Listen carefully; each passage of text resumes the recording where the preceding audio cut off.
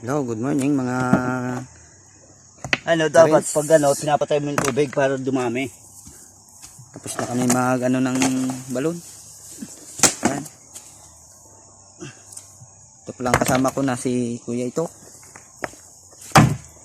Binabalik na namin yung mga bato.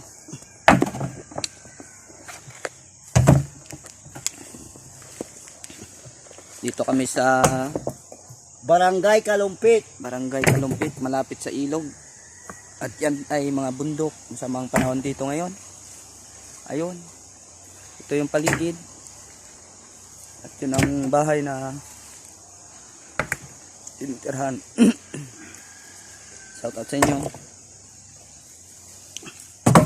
Okay na yan. Wala! Awag na natin tabunan ng lupa. Ay, magtatamulan ng lupa. Ang gilid. Hindi na. Uguudin yung lupa na yan. Ayan mga kaibigan, umuulan na ngayon. Kami ay tapos na.